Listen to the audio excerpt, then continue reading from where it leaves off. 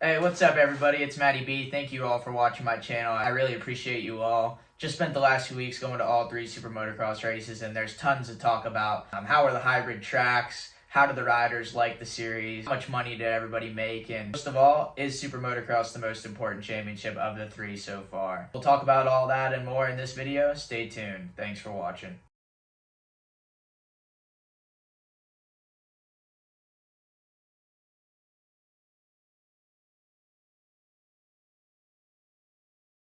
Today I figured we'd talk a little bit about Super Motocross now that it's all finished up with. It was a new series, there was a lot of excitement and new racing and more racing, which is always good in my mind. I mean, my saying is racers race, so more racing was cool to me, I thought, and I initially only expected to go to Charlotte, but I ended up going to all 3 rounds, saw a lot of stuff, heard some stuff, and figured I would just give you guys a little bit of insight, what I thought, my opinion on everything, and how everything went down, and what I think we may see a little bit of in the future.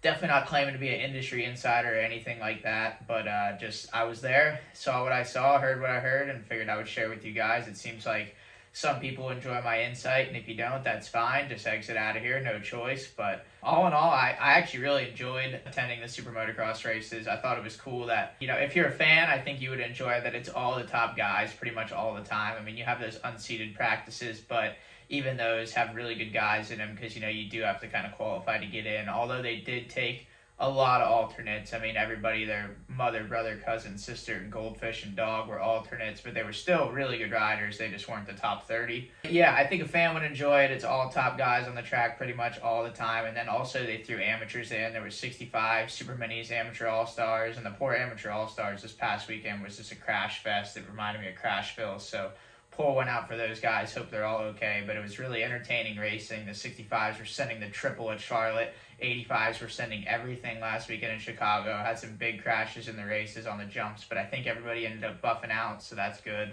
The format's pretty good too. I personally enjoyed the Friday practice just because it gave everybody a first look at how everything was going to go. It gave people chances to mess with their setup. And that was one of the cool things about this series is it was throwing the riders and the teams for such a loop with bike setup because there were some supercross obstacles, there was some outdoor stuff, got some rough, rutted type conditions. So I really enjoyed seeing the guys a little bit uncomfortable and really trying to work to figure out the setup. So it even gave them chances to tweak with the track a little bit. They were making some changes from Friday to Saturday, so that was cool.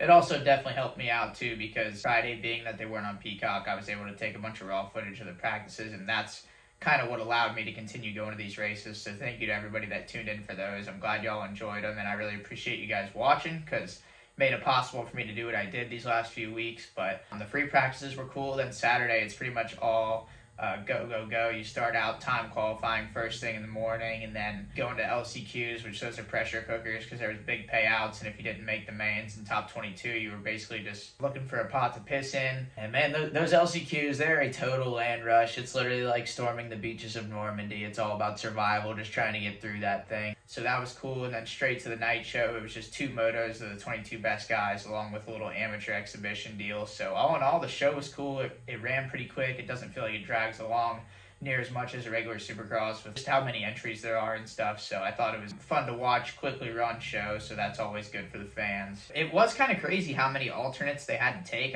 There was people like even Nicoletti, they were worried about just making the top 30 and being able to race Super Motocross, but they ended up going all the way down to I think into the 40s. My boy Devin Simonson was the last guy to get in, and he didn't even get the call to race until the Thursday before. He never even rode Supercross, never rode his race bike or anything. He just showed up and went for it. So it's kind of crazy to me that some people were turning it down, especially in the 450 class because the 450 payout was good, but the 250s, that's pretty understandable because the payout really wasn't even enough to cover what you were doing. So it was crazy that they took that many alternates, but they had to fill the gate, no choice. It was also cool to see the motivation from people to get into the SMX. I mean, we had some people like Mcelrath, Nichols, even Josh Hill showed up to race Washougal and Ironman just to make sure he got the points to get into SMX to be seeded, so he didn't have to do that LCQ. And some guys like Moranz, they did some outdoors, but he wasn't able to make it in, so that's an unfortunate loss on investment there. But it's definitely cool that it brought people out of the woodworks to race some outdoors just to get into that SMX. It shows how important people thought it was, especially to get that check in the 450 class. Hybrid tracks, I actually, when I first heard about them, I thought they were going to be really cool, and then I heard some opposing arguments that kind of had me a little bit iffy on how they were going to be. But once I was there and saw them in person, I thought they were all pretty cool in their own way. The Charlotte one, it really was like a lot outdoors with one Supercross rhythm, so you weren't able to go full outdoors, especially the way Jett and Chase and all those guys were quadding through the rhythm. So it had really good, nice North Carolina red clay, so they had it plowed up nice. I walked the track that morning. It was super muddy and deep. They had it plowed up like outdoors, but there were some Supercross obstacles. So I really felt like the first one was by far the most hybrid one of the three. I thought they did a really good job on that one, and it raced well. Even the split start was cool since there was not really any incidents. And even the split lane, the split lane was insane. It wasn't even side by side or anything. They went two completely different directions. One went over a bridge, one went under, and it worked out great. So mad props to the track crew. I don't know how they managed to get that to work out, but that was really cool, I thought. In Chicago, I was able to do a full track walk there as well, and that one was mostly like an outdoor track. Usually when I watch Supercross and stuff like that,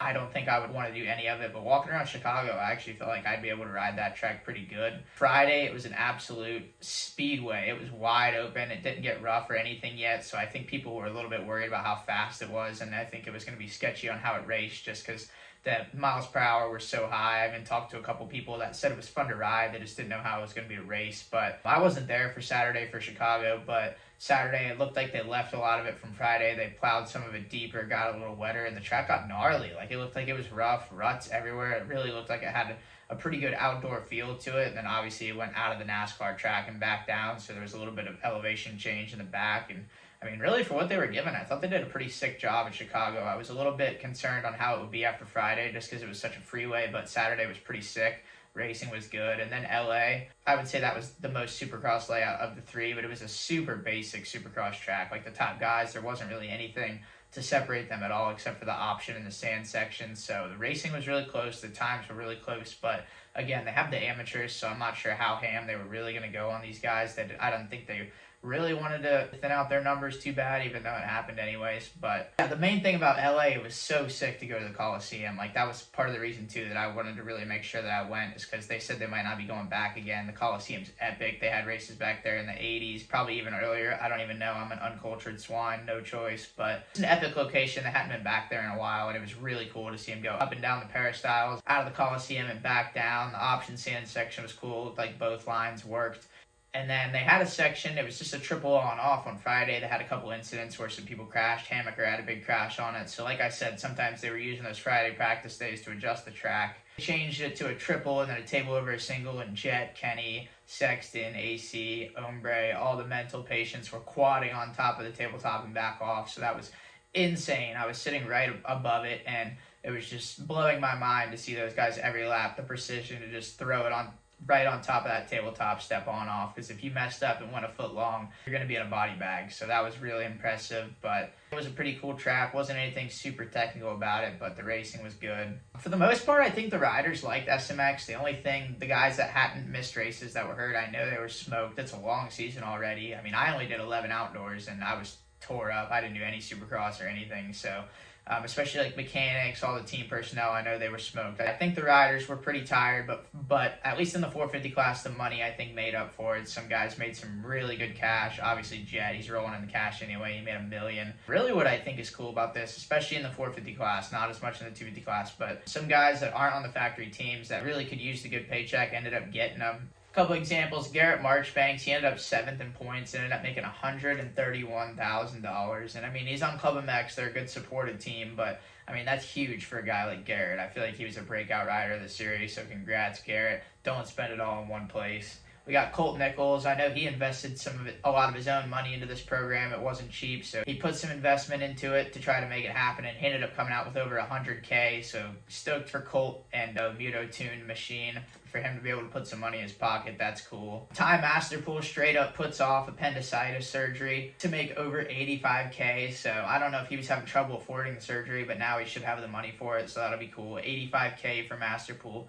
Over $60K for my boy Freddie, and that's awesome. That's a lot of people don't even make that in a year. My guy Freddie makes $60K in 3 races. That's another thing to add. This is just over 3 races. Although what some people may forget, they did have to race the entire year to get to these 3 races. So if you're able to finally make it to these 3 races, if you're able to get through the meat grinder that is the season, you're really rewarded down here at the end. But $60K for Freddie is awesome. Filthy Phil, of course, he gets to the one position where the jump is the biggest right in front of him. He makes 45K though, nothing to complain about. Poor Phil, man. If Phil would have beat Freddie one more spot, he would have got an extra 15 grand. So if I'm Freddie, I'm locking my doors and sleeping with one eye open. Grant Harlan, another privateer, he's been a bit of a standout all year. He ended up making over 40,000. Same with Shane Mcelrath. I think he had to put some money together to get this program going as well. He made 40 grand. So really cool to see these guys that invested into their program getting a return on it. It's definitely not, I wouldn't say the safest investment in the world. I mean, anything can happen in racing, so congrats to those guys. And even the last two spots in the 450, these were, I feel like, the two guys that probably needed it the most. They were scraping together to try to get to the races. Jerry Robin and Jeremy Hand. Jerry Robin makes 34 grand for 21st in points. Jeremy Hand makes 32 grand total. This is including the race payouts and everything, so huge congratulations to them. I mean, Jeremy Hand's just going to the races. I think him and his dad in a motorhome with one bike and just letting it eat. And Jerry's in a van with an elbow that's gone septic, so safe to say both my boys are struggling. For those privateer warriors to be rewarded with a check like that at the end of the year, I mean, that's huge. That'll probably get them a good chunk of the way into the next year so they can reinvest it back into the programs, and these guys deserve it, so congratulations, boys.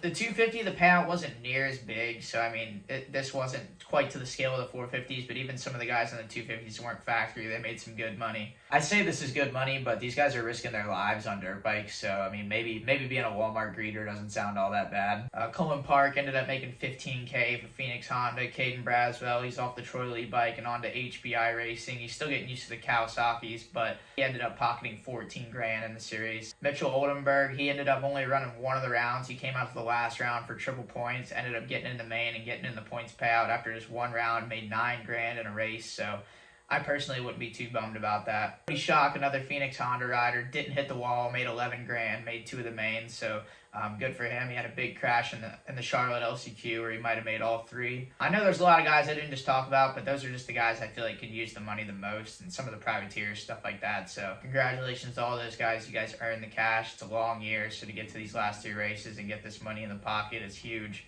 Now, do I think SMX is the most important championship? I think that's what the promoters, everybody that's in charge, I think that's what they're trying to jam down everybody's throat. I don't think that they necessarily expect it to be the most important championship right off the rip. Obviously, we've been doing Supercross and Motocross for years and years. It's tradition. This is a brand new thing, so I feel like it's maybe going to take a little bit of time for people to accept it, but I do think that the events were enough of a success for these guys to keep the hope that this will be the biggest championship one day. I don't think it is yet. Obviously, it's still Supercross than Motocross, but I mean, just the money that's associated with this championship, it's not, you just can't deny that. It's huge. I mean, Jett just made over $1 million, I think 1.2 million just for 3 races at the end of the year, so there's not really anywhere else where you can do that. I know the name playoff is a little bit on the corny side. I know they've probably caught some backlash for calling it the playoffs, but calling it the playoffs is literally what's brought all this extra money to this series, and that's what's putting it in all these guys' pockets. So all in all, I mean, as long as the money stays, they got a 5-year contract. I feel like maybe we will start inching towards a reality where the SMX championship is one of the more important ones, but at the end of the day, it's just hard to weight a 3-race series against a 17-race Supercross series and an 11-race outdoor series. Everybody gives World Supercross crap for having a 2-race, 3-race world championship, and that's exactly what SMX is. So I'm not complaining. Like, I think it's cool. I just don't know if I would think it's the most important, especially too with the point structure. The first one's single points, the second one's double points, the third one's triple points.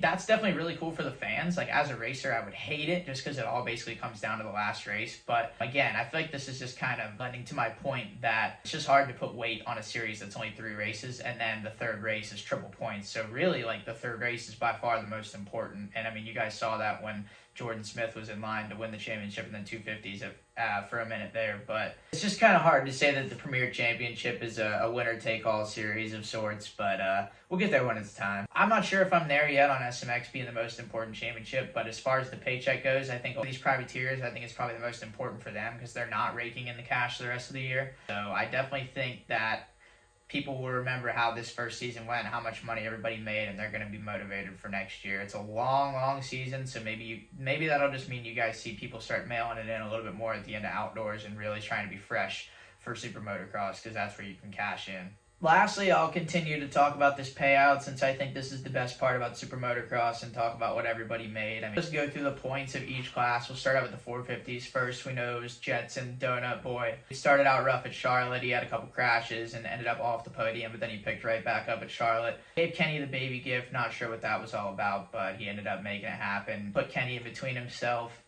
and Chase at the first moto at LA, and that was about all she wrote until Chase ended up crashing out anyway. So congratulations to Jett. He just keeps the year going in 1.2 million off 3 races. Roczen second, kickstart Kenny, 650K. He was good. He was a lot better than I expected this series, but he just wasn't quite as good as Jett. He was right there, but P2 for kickstart. And third, we got the 23 Chase Sexton. Huge bummer to see how he ended up the season. He ended up crashing out in the sand at LA. Still salvages over 350 grand for the third, plus the race bonuses. I'm sure my boy ain't gonna have any problems paying the bills. He's doing just fine. I know all the guys in his camp are very convinced that the KTM is gonna fix this crashing issue. They're really excited to get him on that bike and on the steel frame. He even wanted to race Motocross of Nations on a KTM instead of a Honda, so I'm really excited to see how he does on it next year. And then we got Webb, 200,000 for a fourth. I don't think we saw the best of Coop in this SMX series. I talked to some people in Coop's camp. He's happy. He's back to his old attitude, back to his old ways. And even though he didn't get the results that he wanted in this SMX series, I think he's got a point to prove next year. He's going to be pissed off. He's got a fire under him, and I know he loves the environment. So don't count the 2 out yet. That's whenever he's dangerous. AP, 150K for 5th. Man, I'm so bummed for AP. He could have easily been 3rd without a crash. I think he crashed on the way down the peristyles at LA into the sand, and he ended up DNF in the first moto, but he easily could have been 3rd without that. And he was sneaky fast. I mean, he had the fastest lap in one of the motos at Chicago. He was fast every moto, just couldn't quite get the starts, but he was digging the whole time. Cianciarulo, 135K for 6th. And this dude goes by far faster than anyone I've ever seen with a numb arm and shoulder. It is unreal. If this dude could ever get full feeling in his body, I really think we would be able to see his full potential. It would be really fun to watch, but he's doing a great job soldiering on. Like we talked about, Marchbanks over 130K for 7th. Hombre, this is going to buy Siggy a lot of diapers, 100 bands for an 8th overall. He had a rough series, but he still got some cash out of it. Then all these guys, like we talked about, 9th Colt Nichols, over 100 grand. 10th Masterpool, 90 grand.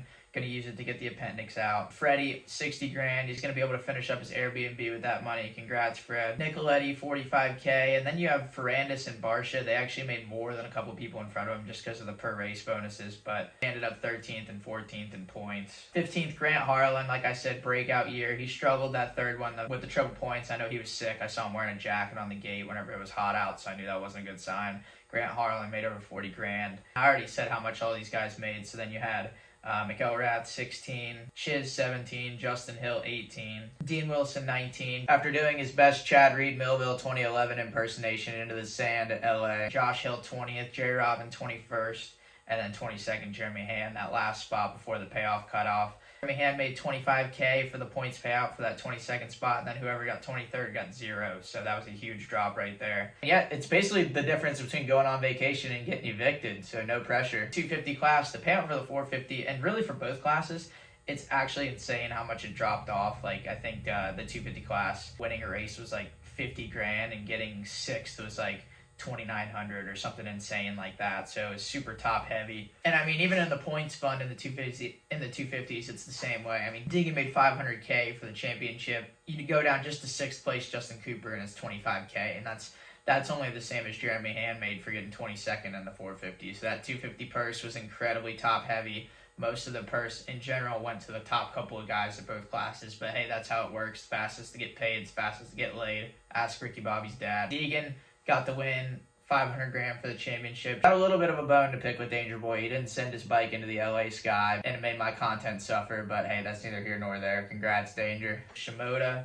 250K for 2nd. Solid. He'll be able to build some statues in Japan of himself in his own honor. Maybe I've been missing it. I haven't really seen anyone talk about this, but I mean, Shimoda had that bike issue in Chicago, and he ended up losing by 5 points to Dangerboy, so I don't know if he would have been able to hold off Hunter or not, but had Joe not had the bike issue and he had held on to go 1-1 at Chicago, he would be your champion. So that does suck pretty bad for Joe that a bike issue potentially cost him the title, but he had every opportunity to make it happen in LA, and Dangerboy just sent it a little harder. Then we got RJ 3rd. 150K. I think RJ had a few various issues he was working through the second half of the season, but he pushed through. He was digging per usual, and he ended up third. RJ, he's headed to France in a couple weeks to represent USA at MXON, and he is going to send it. I mean, we're either getting a good result or a crash, so buckle up, everyone. Going to be fun. Kitchen fourth, 100K. It's going to be fun next year to see Kitchen. He's going to pro circuit, so it'll be a nice little change of environment for him. I think he just wants to get away from that dog-eat-dog practice day. Every day is a national day with the Deegan entourage and all that. I think he just wants to get away from all that. He's a little bit more low-key, so that'll be fun to see how he does there. Voland as well. Voland will be going to PC, so that'll be cool. It doesn't really seem like he's quite found his form on the KTM, so maybe different trainer, different bike, maybe that kind of thing. It's just the kick he needs to get himself up to the top. Jordon Smith, fifth. He had a chance at the championship. He was one of the fastest guys of the series that ended up having some issues. He got taken out by the wrecking ball that was Dylan Schwartz. We took out him and Vial right off the rip in LA. Jordon Smith was fifth with 50K. Justin Cooper sixth, 25K. And then this is where it's basically dropped down. Seventh is Volan, 18,000. And then it just goes down by 1,000 from there all the way to 22nd. Eighth, Vial. Vial was another one. He should have been way higher in points, and really he could have been a title contender. But unfortunately, he had a shifter issue in Chicago where he bent his shifter, broke it off, I think. So he had to pull off there. Then he got taken out by Schwartz in the last moto in LA. But he was mostly a podium guy. So Vial was another one of the breakout guys of the series. I thought super impressive. And then 10th, you had Jalek Swole. He might be going to Triumph next year, I think. So that'll be interesting to see. I got the sneak peek of the Triumphs, getting some action in at the LA Coliseum. Sounded pretty good. Obviously, suspension looks soft because stock bikes aren't really made for supercross tracks, but they still got some time to get the kinks worked out and get them dialed in. So I'm really excited, more than anything, just to see how a new manufacturer can do, coming in with a bunch of main players that have been here. Pierce Brown, Ryder D will race him when it's time. Ryder D's headed to Troy Lee Designs. Not sure how I feel about that move because Pro Circuit's one of the top teams. Obviously, Gas is great too, but I'm not sure if that's a forward step or not. Dylan Schwartz, 13th. Talon Hawkins, 14th. He's unfortunately going to be off the Husky team next year and on to AEO KTM, so we'll see how he continues to progress. 15th, Seth Hamaker. Hope he's all right after a huge get-off in LA. Cullen Park, 16th. Caden Braswell, 17th. Mitchell Oldenburg, 18th after one race. Cody Schock, 19th. Preston Kilroy, 20th. Max Anstey, 21st after one race. And then rounding out the paying positions in 22nd, guys probably wouldn't have guessed it, Jett Lawrence. Dude didn't even race, didn't show up. He only raced 250 Supercross, and he still got 22nd in points just from his regular season seeding points, and he still ends up making another $2,000 just on top of his $1.2 million in the 450 class. So I'm glad he got that because he might not be able to pay the bills if not. So congratulations, Jett. But yeah, all in all, those are my thoughts on Super Motocross. I thought it was a great series. Like I said at the beginning, more racing is always good to me. It's super entertaining.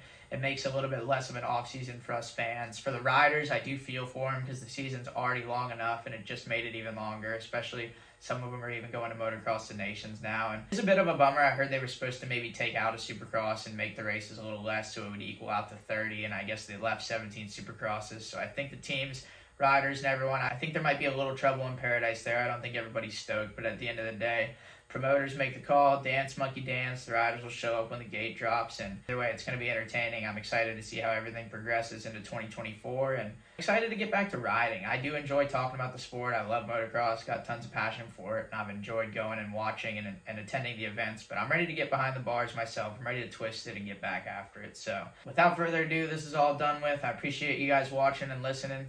Thank you very much, and I'll catch you guys next time.